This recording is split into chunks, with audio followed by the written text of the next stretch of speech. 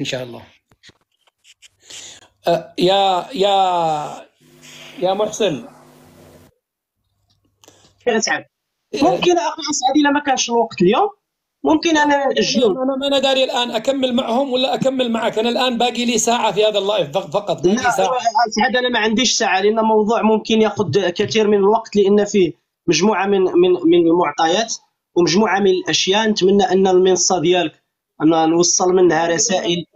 هذا انت محسن. اوكي اذا ما دام الموضوع فيه تسجيلات وفي امور نفرد لك لايف خاص. هذا هو المطلوب باش اننا نحاولوا نوصلوا الرساله اللي ربما انا مشيت في واحد السياق، ونتمنى يوم من الايام ان نتخذ بعين الاعتبار ونوصلوا للراي العام والمواطن ما يقع من داخل جهاز المخابرات. اعطيني انت الان مغربي ولا جزائري؟ لا انا مغربي، انا لا علاقه لي بالجزائر اخي سعد. انا من الاشخاص ما علاقه أسعد. بالمخابرات المغربيه؟ انا ندير التوضيح انا من الاشخاص لان الاخ احمد سلطان هذاك النهار تكلم معك على واحد الموضوع ديال الصحافه ديال النهار. انا من الاشخاص الذي ذهب الى الجزائر واعطى تصريحات من داخل الجزائر، ففوجئنا باشياء هي اكثر من تصريحات داخل الجزائر. كانت امور التي تدعي الى مجموعه من الاشياء يجب توضيحها، وانا قلت دائما هذا موقفي انا، يعني انا لا اتكلم باسم اي كان، اتكلم باسمي. انت من جماعه احمد سلطان انت ولا ايش موضوعك؟ نعم انا كنت من انا شوف اخي احمد، انا شوف باش نشرح لك اخي احمد، انا لاجئ سياسي في اسبانيا ومعتقل سياسي سابق. انت من جماعه جمهوريه الريف هذول؟ لا علاقه لي ماشي ما عنديش انا توجه جمهوريه الريف. الاخ احمد واش تخليني ندير لك توضيح معين باش تفهم الموضوع اكثر، لان طرح الاسئله مباشره في نوع من اذا انت نجعلك الجوهره هي مؤجله، انا باقي لي لايف وانا مسافر اصلا بكره، بس انا مستعد انه قبل السفر افتح لك ساعتين تكفي. مرحبا نكون في وقت احسن. طيب. وممكن نلتقى في برشلونه ونديروا لايف مباشر. انا جايبك. ايوه اذا صح. خلاص انا في تاريخ لحظه 18 19 20 تاريخ 22 بكون في برشلونه. صافي نلتقى في برشلونه. لا ضروري بكره لايف احنا وانت ولقاء في برشلونه لليوتيوب ان شاء الله. يلا سير ان شاء الله. احسن اكثر انك تكون حاضر باش تشوف الاشياء بعينيك وناخذها تمام. تكون جميله جدا. تحيه لك انت ممكن تجي لي للمطار انت؟ انا نجي للمطار ونستقبلك اخي اسعد ومرحبا بك. خلاص واحده بواحده، واذا جيت بريطانيا انا اوصلك، كلنا تكاسي. طيب خلينا نتواصل ان شاء الله، نتواصل في الخاص ان شاء الله ونرتب لك اللايف بكره ان شاء الله. شكرا لك اخي اسعد وشكرا للمتتبعين الكرام الاخوه المغاربه الحاضرين، وتحيه لكم وربي يحفظكم. انا عملت لك متابعه عشان يسهل التواصل. اوكي شكرا. ربما يخوفوك يا محسن، ربما يخوفوك من الان الى بكره، يتصلوا فيك ويخوفوك. جاني البارح تهديد. لا انا التهديدات دائما اتواصل مع السلطات الاسبانيه في هذا الامر بعد الرجوع ديالي من الجزائر، فانا اعلنت لها السلطات الاسبانيه واتحداهم فرضا من هذه المخابرات الجزائريه. قلت لهم هذا وعد مني، الاوسخ ديالكم والغسيل ديالكم سيكون داخل الاعلام الدولي. وتحيه لك لانهم يستغلون شباب مغاربه في رفع سلاح وتدريبهم عن اشياء ضد الوطن بافعال وهميه، وهذا من الاخطاء اللي طحت فيها انا وارتكبته. وتحيه لك وسيكون لهم موعد. محسن ما رايك ان تنثر ما لديك في منصه مغربيه؟ نعم. لماذا لم تذهب الى منصه مغربيه وتنثر ما لديك؟ ليش اخترتني انا؟ لا اولا الاخ اسعد شرعي، اولا انا من المتتبعين ديالك عبر مواقع اخرى، وانت كتطلع مع نشطاء اللي انا كنتبنى الفكر ديالهم، مجموعه ديال الاخوان كتناقش معاهم في كلوب هاوس مع الاخ ايمان، مع مجموعه ديال المناضلين بدون ذكر الاسماء، واللي كتناقش معاهم بواحد النقاش اللي هو ورقي.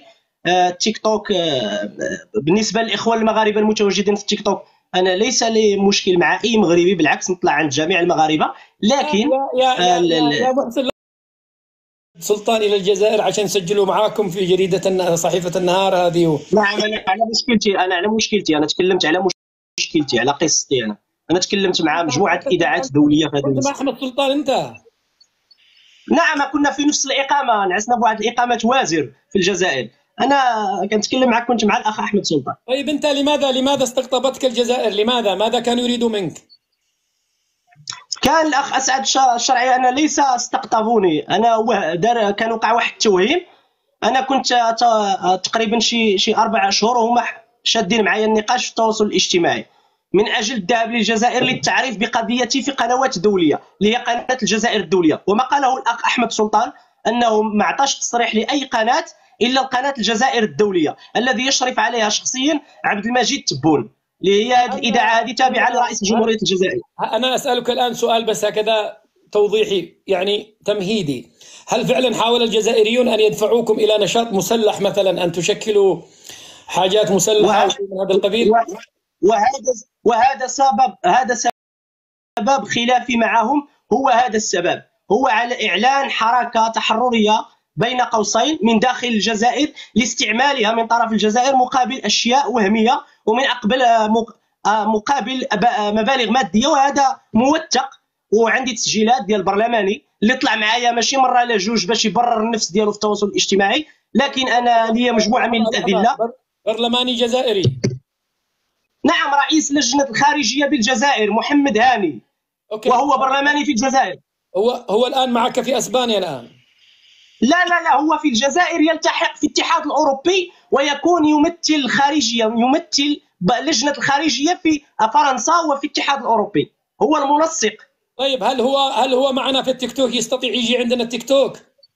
هذا هو الاساس، لانني انا قلت لك الاخ اسعد الشرعي انني غيكون عندي معك النقاش. انا اعلم جيدا انه يلتحق وسيصعد معك في المنصه لتبرير نفسه، وسيقول انني تكلمت كمواطن جزائري وليس كمسؤول دوله، ولهذا انا يجب الرد عليه وعلى واحد المسؤولين من وزاره الداخليه الجزائريه الذين وهموا ولا يزالوا ليومنا هذا يستغلون الشباب وتوريطهم في اشياء اللي ما كايناش الحقيقه ديالها وما واقعياش. ولنا موعد ان شاء الله باش نحضروا.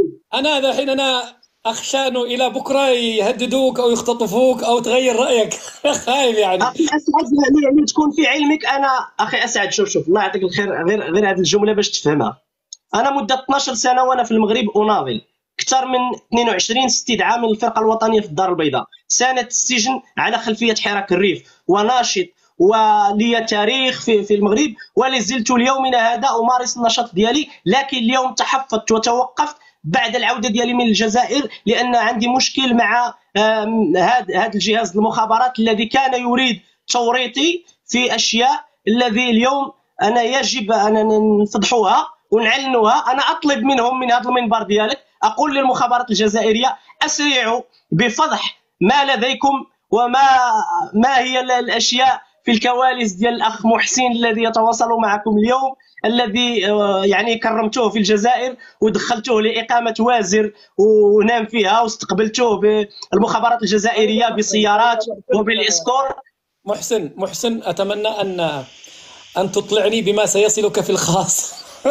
أنت ستخرج الآن البارحة، ستجد الخاص. البارحة جاني تهديد، البارحة عندي تهديد نبارطاجيه معك الأخ أسعد. البارح جاني تهديد والله. مع دقيقة تسمع شنو جاني في واحد التهديد. اسمع بلاتي اسمع والله حتى تسمع. اسمع الاخ اسد، نتمنى منك تسمع هذه باش نختموا ونخليوها للكثير. بلاتي انا اتمنى. كنهضر نزيد نتكلم بلي الشاب وكثر على بالك باش تفهم. ديجا هذاك حلهم المجال الخونه هذوك يهضروا علينا، يهضروا هضره زايده بويا، وانت تزيد تبعث لي الميساج 80 داوز هنا، وانت زيد كمل عليا وخلاص. زيد كمل عليا ودوك ندخلوا كاع في حرب. والسلام عليكم. واش بيك يا سلطان؟ واش بيك؟ يريد الدخول معايا في حرب، فانا مستعد. الاخ محمد هاني، اتمنى ان تدخل انت ودولتك الجزائر. احمد قبل ان اتركك تنصرف ونعود الى الاخت الجوهره والدكتور عبد الله، أنت قلت لي أنك لك قضية، يعني أحمد سلطان خلاص عرفنا جمهورية الريف، لكن أنت ما هي قضيتك في المغرب؟ أنا موقفي واضح أخي أسعد الشرعي. أنا مناضل داخل الوطن، كنت أناضل عن الحرية، العدالة، الكرامة الاجتماعية. كنت من بين الشباب الذي يناضل من داخل الجمعيه الوطنيه لحاملين الشهادات المعطلين بالمغرب. كذلك ناضلت في داخل الجمعيه المغربيه لحقوق الانسان. كذلك ناضلت داخل حزب النهج الديمقراطي بالمغرب. وناضلت من داخل الباعة المتجولين والتجار عن الراصف الذين يفتشرون السلع في الشوارع. دائما كنت أتعرض لمجموعة من الضغوطات داخل الوطن. فكان آخر شيء اللي شاركت فيه هو حراك الريف، من بين الناس اللي تعتقلوا 3 مرات في حراك الريف، وتم الإدانة ديالي بسنة السجن دوزتها كاملة. من بعد الخروج ديالي من السجن كانت هناك على حسب التدوينات ديالي في فيسبوك ومنشوراتي ومشاركتي في مجموعة من الأشكال النضالية استدعتني الفرقة الوطنية. كان الهدف ديالي الأول هو أنني نهز الأبناء ديالي ونخرج الوطن. خرجت على واليوم حاصل على اللجوء السياسي في إسبانيا. كنت دائما أريد كافي هذه نبدأ. المهم دقيقة الجوهرة، أنا جاي لك الآن يا محسن. عاهدني الآن أمام 5200 شخص أنك لن تذهب أي منصة أخرى إلى غدا إن شاء الله. قسما بالله العلي العظيم لن أخوض مع أحد أي حوار إلا في هذه المنصة إن شاء الله مع الحوار ديالك. أما من بعد غادي نكون مع إذاعات رسمية تابعة للدولة الإسبانية وفي فرنسا إن شاء الله. سيكون لي لقاء معك هنا على المواقع ولقاء على الواقع إن شاء الله بعد أسبوع بإذن الله. تحياتي لك. تحية لك أخ أسعد وشكرا. إلى اللقاء حبيبي الغالي. دكتور عبد الله الجوهرة كانت معنا وسقطت، نعطيها الدور ثم أنت يا دكتور عبد الله. تفضلي الجوهرة. السلام عليكم أسعد. مرحبا، كيف الحال؟ بارك الله فيك، بخير الحمد لله. واش راك انت مليح؟ والله بخير الحمد لله. كيف انت؟ الحمد لله بارك الله فيك. تحياتي للناس اللي معاك في اللايف، ولا الدكتور عبد الله والاخ محسن، كانوا كاع الناس اللي في التعليق يقولوا لك اليوم بغيناه اليوم، فكنت حابه ندير مداخله ما تفوتش 5 تاع الدقائق وتكمل معاه الحوار يا ريت. يعني لا هو انا والله انا هو اخر لايف، انا عندي شنطتي والله العظيم قاعد اعملها حق السفر وما عنديش وقت، لكن هو نعمل له بكره 2 ساعات ان شاء الله، وانا رايح عنده برشلونه اني وساراه باذن الله. خليه يرتب الامور ويجهز ورقه. تفضلي انت تفضلي. ان شاء الله اسعد. انا نهضر بالنسبه للموضوع تاعي انايا، نهضر فيه شويه ما نطولش بزاف. فقبل ما نبدل، ما زال موضوعك مثار الى الان ما زال يغلطوا عليكي؟ ما زال والله الى لحد الساعه لايفات بالجمله نازلين علي ضرب معليش. ماذا يقولون عنك؟ ما هي اشهر؟ هل بحاجه جديده ولا هي القديمات نص جزائر؟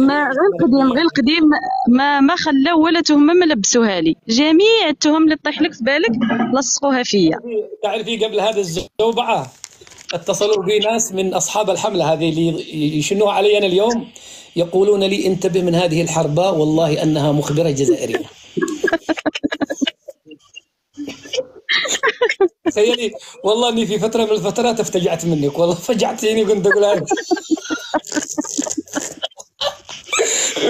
الله يا خالد، بس الله يستر منك، الله يستر منك. طيب هذا اللي يقول لك، هذه في المغرب يقول لك اللي ما عرفك خسرك، هذه نقولها في المغرب، اللي ما عرفك خسرك. يلا قول. شفت هذا مثل مغربي. فقبل ما نبدي في الهضره اسعد، خليني نتقدم بواحد الشكر كبير، واحد تحيه حب وشكر وتقدير واجلال للناس اللي وقفوا معايا وتضامنوا معايا واستنكروا هذا الشيء اللي صرا، وجاو عندي للخاص ويبعثوا لي رسائل قويه بزاف ويدعموني واستنكروا هذا الشيء اللي صرا. تحيه كبيره وكبيره لهم، ويطلعوا في اللايفات ويدافعوا عليا. خونوهم، اذا دافعوا عليا خونوهم. لا راك تدافع على جوهره انت خائن، تدافع على جوهره انت ماشي منا. فبالرغم من داك الشيء مساكن طلعوا ودافعوا عليا وقالوا كلام تاع الحق. هادو خوالي، شكرا لهم، وخوتي وخواتاتي، شكرا لكم بزاف بزاف. وشكر كبير لاسعد اللي نصفني ونصف الحق، ماشي نصفني انا كجوهره، ولكن نصف الحق وجا مع الحق، لانه هدر معاه قبل وهدر معايا قبل والو. هو ما بغاش يحضر راسه للارض. لا اله الا الله، اخذته العزه بالاثم كما نقولوا. واش غادي نقول لك يا اسعد؟ بالنسبه لي انايا، هو حط رجولته امام انه زعما اذا ما حيت الجوهره من تيك توك انا ماشي راجل. فنقول له يعني رجولتك على المحك، رجولتك اليوم على المحك.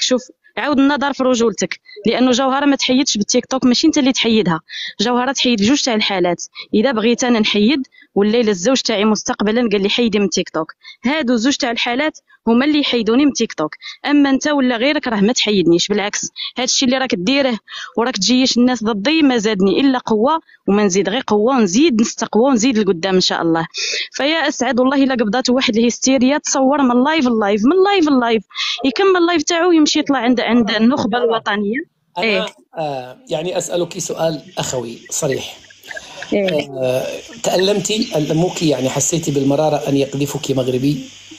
اكيد اكيد تألمت والله العظيم يا أسعد، فاتوا عليا ليالي والله ما رقدت حتى صباح الحال بهذاك القذف كامل وهذاك السب والشتم.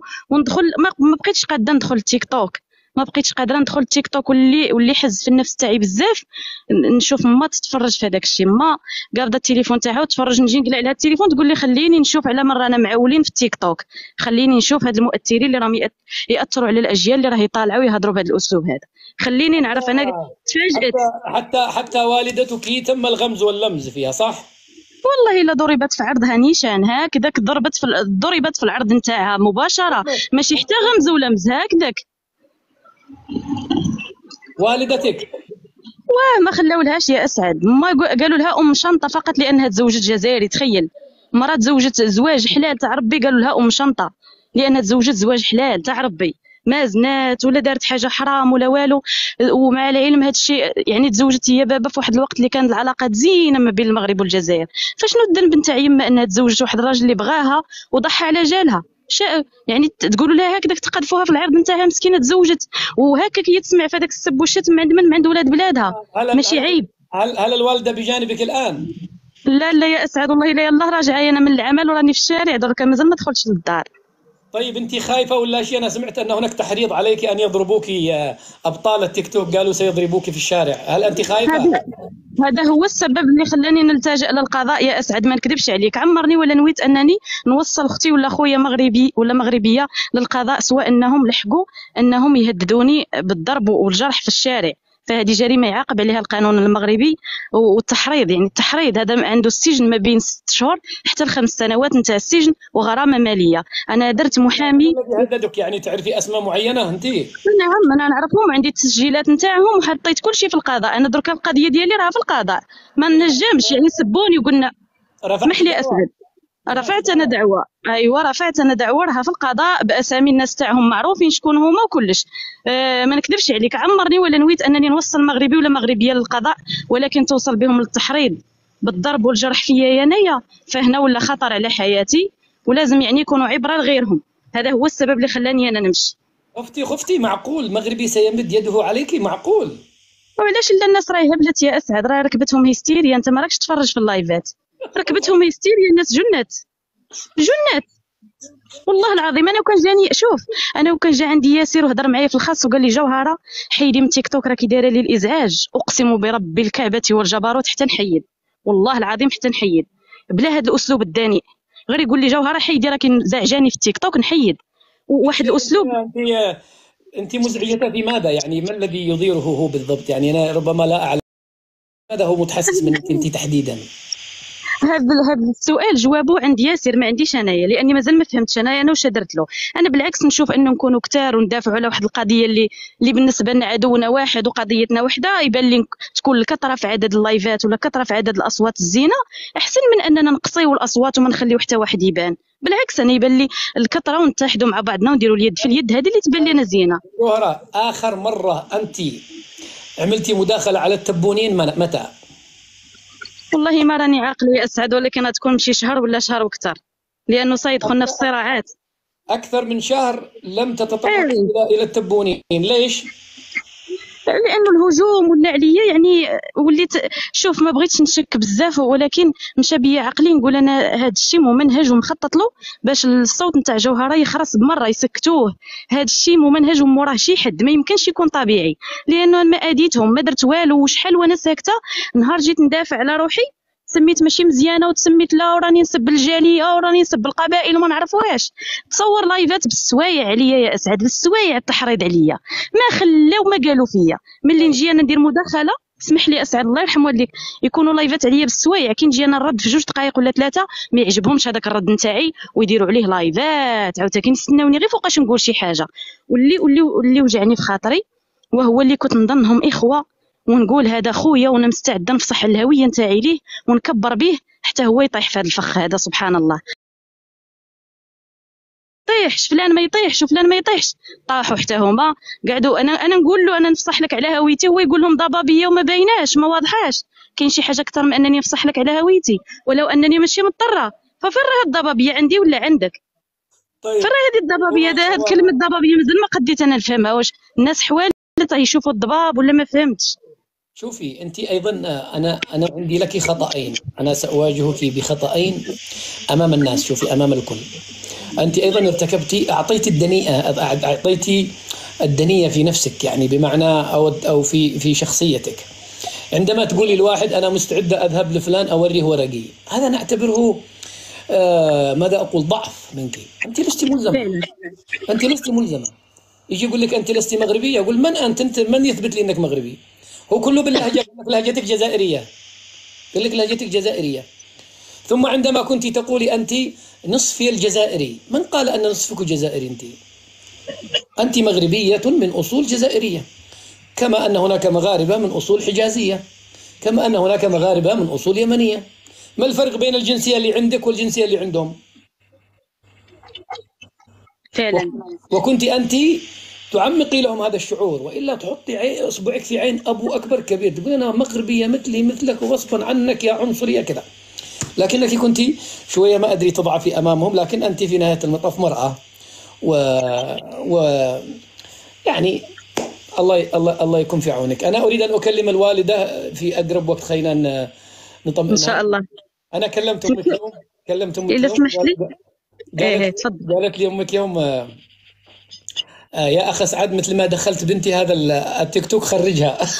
قلت والله ما تخرج.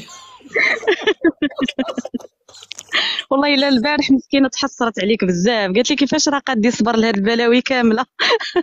قولي لها الدنيا هانيه، الدنيا انا مستمتع بهذا الجو كله. انا متعود على الحملات. طيب اكملي اذا عاد عندك شيء. ايوا اسعد، بغيت نشكر الدكتور الصنايبي لانه ما طاحش في هذاك الفخ، مشاو عنده. فياسر ما قدوش اللايفات اللي يديرها هو ويطلع الناس ويحرضهم، بل ولا يتجه للمنصات الكبيره ويحاول يطيح كاع الناس في هذاك المستنقع اللي طاح فيه هو. فمازال عندي امل في ياسر انه يستيقظ من هذا الشيء اللي راه يديرو ويرجع للطريق، يقعد ولد بلادي والله يهديه. هذا الشيء واش نقول لك، وحسبي الله ونعم الوكيل في كل واحد ضرب في الشرف تاعي. هل في الامر غيره نسوان؟ انا شايف في نسوان كذا حاسداتك بزاف بزاف، وجايبين تعرف واش داروا؟ جابوا صور والله ما عندي علاقه بها نتاع نسوان مساكن ما نعرفهمش، وحاطينهم يفتحوا عليهم لايفات. ها هي جوهره، شوفوا كمارتها العوجه، شوفوا عينيها الحولين. يا اخي ناس ما تعرفوهمش حتى العرف وحاطين تصاويرهم تهضروا عليهم. والله لا عيب. هذه ما اعرفها والله. هذه يعني تكلموا في شكلك وفي كل شيء. ويلي ما خلاو والو. تعرف صاحب القراد هذاك اللي طلع عندك من هنايا، صاحب البق ولا ما على باليش كاع واش اسمه، هذا صاحب البق هذا قال لهم جوهره مشات عند اسعد عريانه وهو اللي شرى لها اللباس ولبسها. صور. طيب غيره النسوان اعوذ بالله. خلينا قال لهم شوف، قال لهم لو اسعد راجل يطلع ويكذبني. يا اسعد الله يرحم والديك قول كلمه في هذه، لانه انا تقالت في لايفات والناس ترددها. يا الجوهره شوفي، لو كل كلب عوى القمته حجرا لاصبح الصخر مثقالا بدينار. يعني انت كم ستكذبي وكم ستنفي؟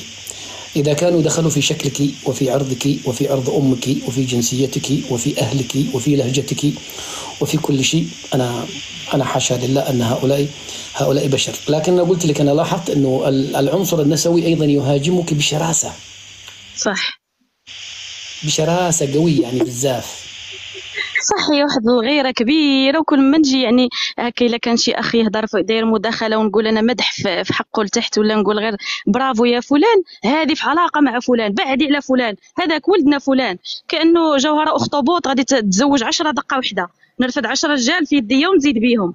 سبحان الله، يعني واحد الغيره هستيريه قابضاهم. وهذا الشيء مازال يعني ما عرفونيش وما شافونيش، وقابضاهم هذه الحمى هذه مني كامله. والله ما فهمت مناش.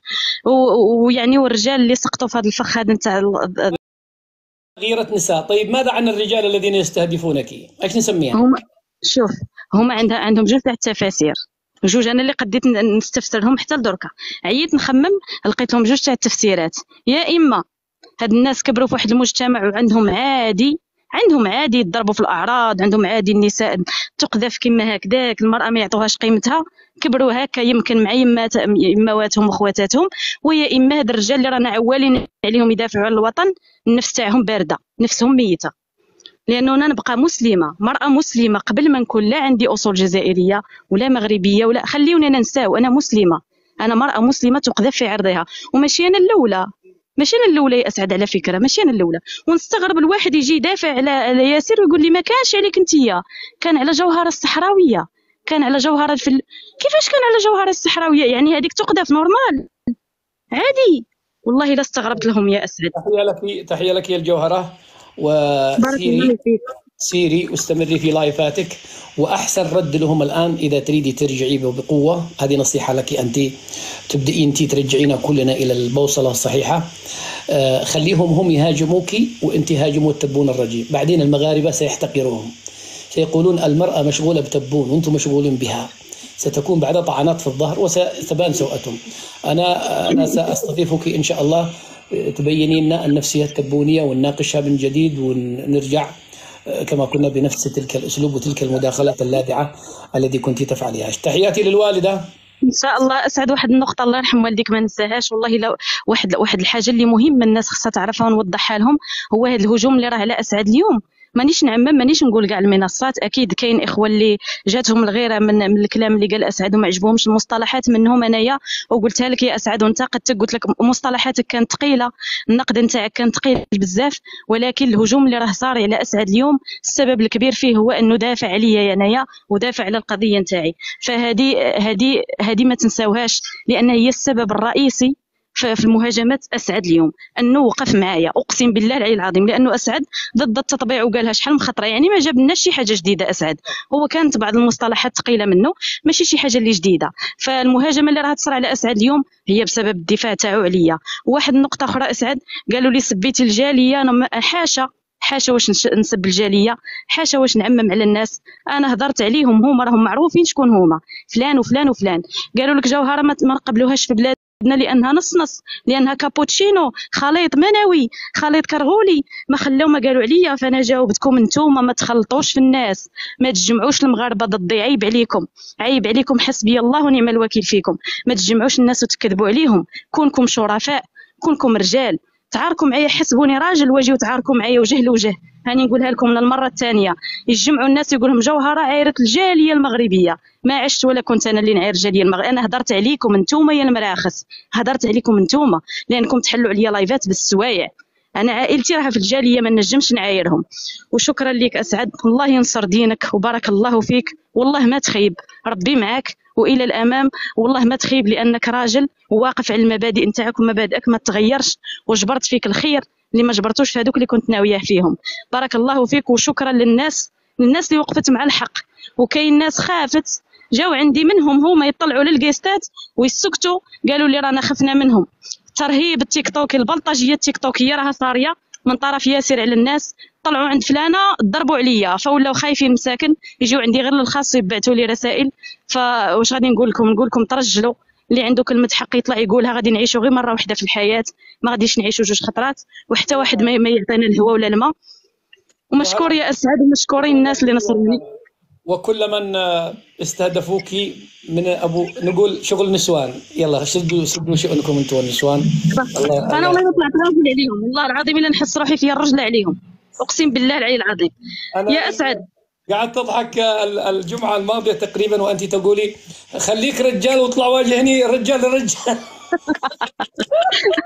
والله الا حسيت راسي راجل عليهم، اقسم بالله في عايل تاع النساء، والله العظيم الا واش انا درك يا اسعد ما نقدش زعما نفتح لايف ونطلع الناس يسبوه ويشتموا له والديه، راني قادره نديرها ولكن ما نديرهاش، ماشي في عايل تاع ولاد الناس، هذه ماشي في عيل تاع ولاد الناس، هذا التشرميل تاع الزناقي هذا. اتمنى ان يكون لك لايفات محدده وتبقي مع جمهورك. اذا انت الان ربما تشاهدين الجزء الفارق من الكأس، لكن لك محبين ومريدين ومحترمين كثر جدا، لا تخذليهم هؤلاء. تبقي في التيك توك ولو انه انا عارف ان عليك ضغوطات من الوالده، والوالده لا تريدك ان تبقي في التيك توك لانهم سببوا صح باعتبارك مرأة. ابقي مع صح جمهورك، ابقي مع الناس اللي احبوك، بغض النظر عن التفاعل. حتى لو دخلوا عندك 10 يكفي، المهم تستمري. لا صح؟ يكفي والله لا يكفي. هي احسن حاجه صرات اسعد، هي احسن حاجه صرات في هذا الشيء كامل، وهو انه الجمهور تفرق. بان الجمهور اللي باغي هذاك الكلام الطايح وهذاك المستوى الفاحش، وبان الجمهور الراقي. هذه واحد الحاجه اللي عجبتني انا، لانه الناس تعزلت، بانوا شكون يعني الناس الراقيين، وبانوا الناس اللي بغاو مستوى منحطا. هذاك المستوى ما نهودلوش واعوذ بالله منه. وطحت وانا ندافع يا اسعد، وانا ندافع على روحي، طحت في الخطا واعوذ بالله من ان اخطئ. ونتمنى ان شاء الله يا ربي ما نزيدش نهضر في هذا الموضوع هذا. وشكرا مره اخرى ليك وللناس. شهادة لله أقولها وأكررها، أنت جوهرة في يد فحام. أحيانا أخص أن هؤلاء فحامين لا يعرفون قدر هذه الجوهرة. الله يسد شأنك والله يستر عليك دنيا وآخرة، أنت وكل بنات المسلمين. كلنا معنا بنات، كلنا معنا أخوات، كلنا معنا أعراض، كلنا معنا محارم. ولعنة الله على من يستخدم العرض ويلغ في أعراض الناس وسيلة لإرهاب النسوان أو للاستقواء على النسوان. سيري يا بنت الناس، سلمي لي على الوالدة والله يفتح عليكي. ونراكم إن شاء الله بعد أسبوعين. أنا ربما أغيب أسبوعين، خليهم يشوفوا لهم مادة. أرى بعد أن أغيب أنا في ماذا سيتحدثون. والله سينتهي المحتوى. بارك الله فيك اسعد، الله ينصر دينك ان شاء الله.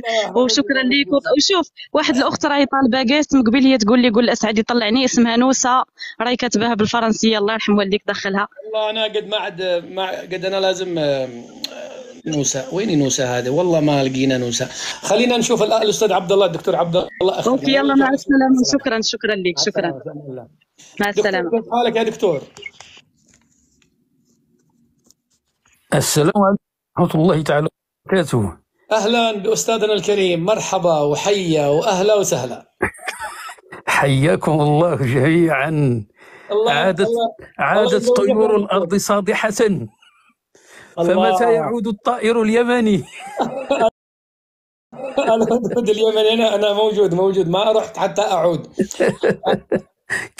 كيف الأحوال؟ بخير والله بخير، الله يحفظك ويبارك. حصل لنا شرف التعرف إليكم والحضور معكم في هذه المنصة التي تعج يعني بكثير من المتقلبات والأحوال العجيبة والغريبة. أنا لا أكاد